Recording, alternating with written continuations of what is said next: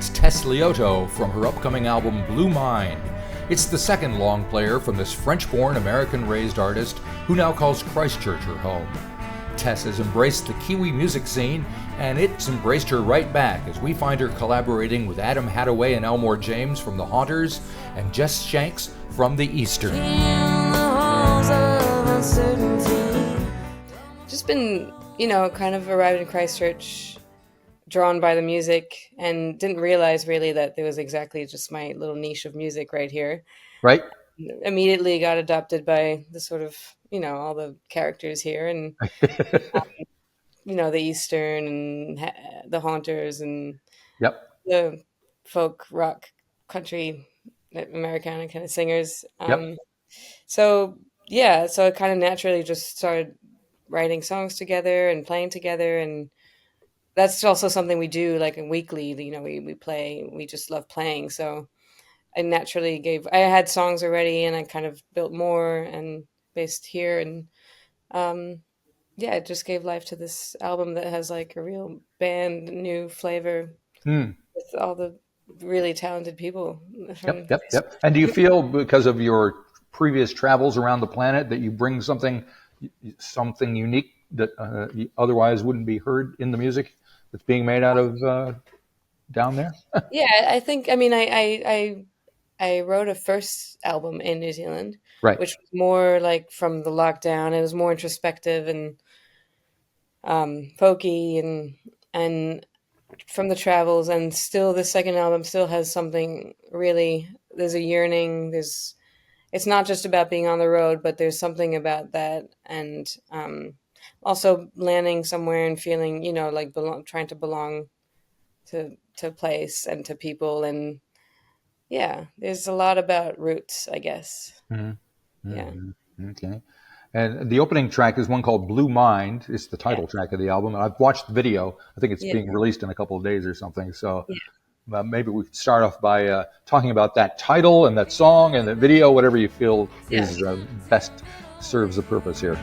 In a living day by day, give yourself a break, save for the night, go out when you're lonesome, step into the light, slip into the slipstream, you're gonna find.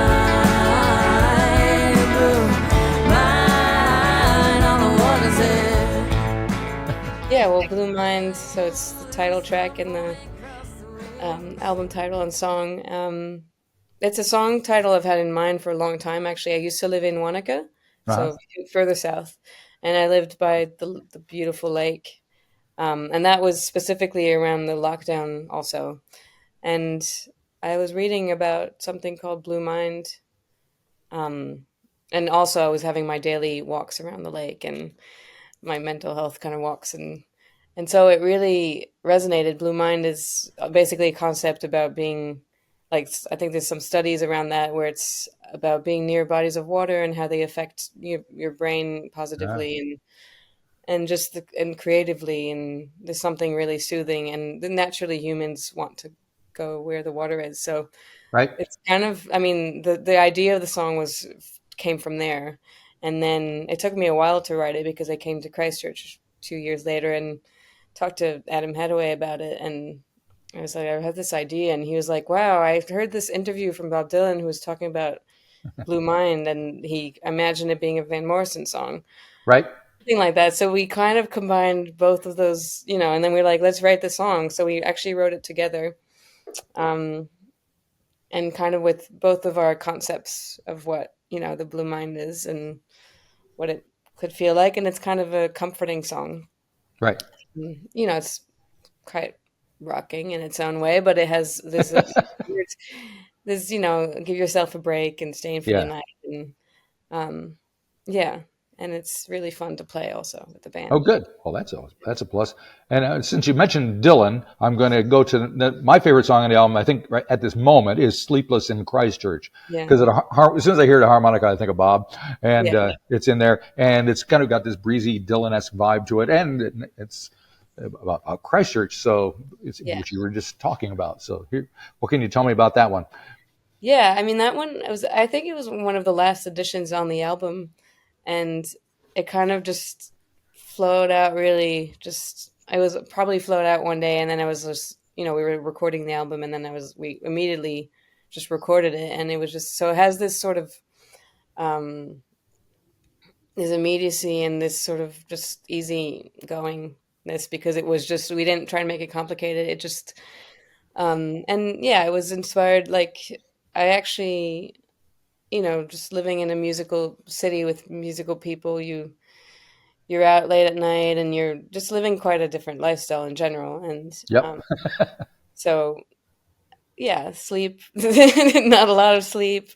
Um, there's just the ups and downs of it all, and I guess there's just this energy and this magic thing that's been happening here in Christchurch. So there's something melancholic in the song too. It's just like the bonds that you create, and there's something fleeting also. But the vibe of the song is really uplifting, and yeah, I really wanted to have the harp also on at least Yeah. one song. So that's the song. And And who's playing it?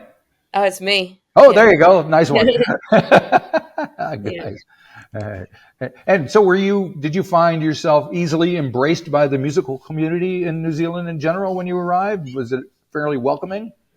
I mean, I lived in a few places, and Christchurch is my most recent. It's been Yep. like 3 years now, but lived in Wanaka, like I said, and I lived in Golden Bay, and I've obviously moved around quite a lot. And also, like, I would move around for music, and I had a van, and so it was just like I went where music called me. So that Right. was an easy way to feel, you're like flowing with where the right people. You find your people more easily when you're in the flow, Gotcha. and that's why it brought me to Christchurch also. But anywhere that I went, there was always Christchurch is a very, it's a real music scene and all. People writing, recording, releasing albums. But wherever I went, there was always a form of the music scene who was really embracing me. And just, I think we just want to share when we're musicians. We just have so much to share, and we connect in such a way that it's been really. I mean, as traveler, also like finding your people. Yep. Being a musician is really, I feel very blessed. Yeah. And were you familiar with other folks who had made the trip, like Reb Fountain or Tammy Nielsen? They'd come from Yeah. I mean, that side to this side and done very well for themselves. yeah. I mean, I know I know much more now about their paths, and Right. also know them more also personally. But it's like it is interesting to see all the different ways that you can. I guess if you're yourself and you're, yeah, I don't know what the formula is, but yeah, it is great to see them being so. Um, I mean, they're completely Kiwi now, I guess. What does Yeah, that even mean these days? yeah, exactly. I've I been guess here. that's the I've thing. been here for 30 years, and I have no idea what I am anymore. Yeah, exactly. I mean, I'm already like, I'm born in France, and it's like it's already confusing. So people, I Yep, just think, you know, you're just your own. I agree. That's the way. And do you pay much attention? Are you watching the elections in the states with any interest? I mean, I registered to vote because I can vote Yeah. for abroad and all that, and I'm mostly scared, but I mean, but yeah, I know that I have a part to play, so I'm trying to keep up with that, even though it's hard. It's easy to get carried away just being so far away in New Zealand, also. Yep. Um, but yeah, I mean, I was just in France and in Europe, so I was a bit more part of that Right. side of the world recently. And strange things are going there politically as well, with the right and Yeah, the left and middle and totally. Yeah, I got there just at the chaos part. right. Oh, the chaos part. That's good. Well, back to the record. You have another song that I think has been released called "The Way It's Meant to Rain." Yeah, And it sounds like there's quite a bit going on. I don't know. My ears am I hearing accordions and banjos and horns a in that lot. thing? Yeah, there's a lot going on, and it's also like I guess that song combines a lot of different influences. From the crowd when they told me you were back then, washed away the past for promise in the rain. It won't last, but be sure to start again. The way it's meant to rain, the way it's meant to rain, the way it's meant to rain, the it's meant to rain, the way it's meant to rain, the way it's meant to rain, the way it's meant to rain, the way it's meant to rain. I'm a big Springsteen fan. Okay. But I didn't even realize that those things were happening in the song till like people pointed it out. But then it makes sense because those are, I mean, there's a bit of Van Morrison vibe and Springsteen, and I was actually influenced by a John Hyatt record. Oh yeah. But yeah, I think it's just a combination, and also once you combine, you add different. Also, that song was also written with Adam Hadway, actually. Yep. So, I mean, you add different. That's why it's great to collaborate because you just don't know. There's just different parts of the people that come out, and you don't know what. Yep. But yeah, there's accordion, there's banjo, there's even trumpet, I think, at the end. Oh yeah. So it's kind of like that sort of big band, like a bit New Orleans, but kind of feel a little bit. I always love it when somebody whips out a trumpet. I saw somebody the other, Greta O'Leary. I don't know if you know who she is. Yeah. She's from Wellington, and she just had a little 4-piece band that played Sunday night: drums, guitar, bass, and whatever. And then suddenly the drummer got up, and I'm like, well, why is he not behind the drums? He pulled out a trumpet and played a little solo in the middle of the next. I was like, yeah, that was great. Yeah. You just have to keep people on their feet. Yes, and sonically it sounded great as well. So yeah. All right. I have to ask you about John Prine because you've written a song about him, or named a song after him. So, yeah. And you're a youngster, so how do you know all these old farts? I mean, I don't know what drew me to all that music, but I mean, I know that because it's my mom's American, but I don't know if she fully introduced me to all these people. But I definitely always listened to music since I was a kid, and right. My mom's a Rolling Stones fan, and my dad's a Beatles fan, and I guess being exposed to good music early on led me to other good music, and but I don't know actually, but I guess that's another reason why I found my people here, because one of the first things I did, I was involved in a John Prine tribute show. Oh, great! This is like a year after he died, I think. So, and I met.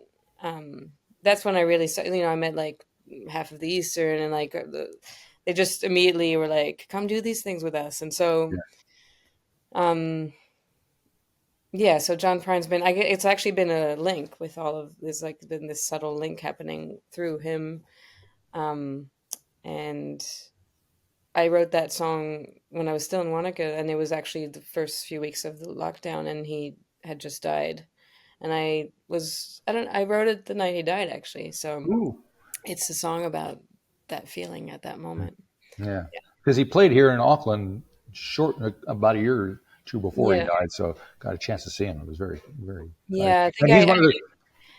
I think I had just arrived in New Zealand literally like a few weeks. That sounds about right, yeah. Before, so I think I remember seeing, he's playing, but I was like, just arrived. Yeah. So you're still going, woo. Yeah, and now I really regret that now. But. Yeah, and it's interesting, him and, say, like Tom Petty, both of them, since they've passed away, their legacy has grown by leaps and bounds. Now everybody talks about them, and, when we had them here, we kind of took them for granted. They were always going to be around. Yeah. Yeah, I guess that's the feeling. Also, with music that's been around for a long time, you kind of just have that feeling it's so ingrained in so many people as part of us. So. Yep. So what are you going to do on Friday when the record's out? Got anything planned? I think I'm up early for some radio interviews. Oh, that is a good time. Yeah. And I don't know. I'm actually trying not to. Other than that, I'm not trying to. I want to be able to enjoy and feel. Yep.